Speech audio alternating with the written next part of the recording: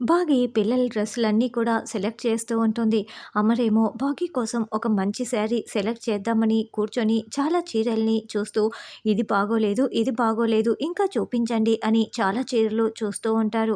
ఇక సరస్వతి వార్డెన్ బాగికి ఎలా నిజం చెప్పాలి అని షాపింగ్ మాల్ బయటే నిలబడి ఆలోచిస్తూ ఉంటుంది.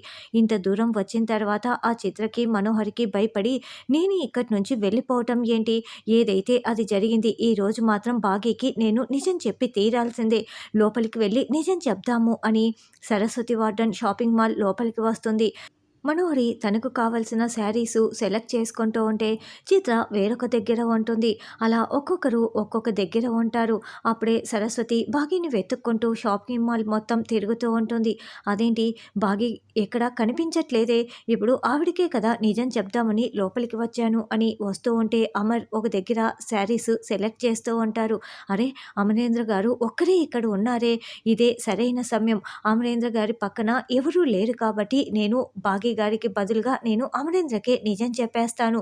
ఇప్పుడే వెళ్ళి చెప్పేస్తాను అని సరస్వతి చీరలు సెలెక్ట్ చేస్తున్న అమర్ దగ్గరికి వస్తూ ఉంటుంది. మరి ఈ లోపలే మనోహరి, చిత్ర వచ్చి ఆవిడ్ని పక్కకు లాక్కు వెళ్తారా అన్నది రానున్న ఎపిసోడ్‌లో తెలుసుకుందాం.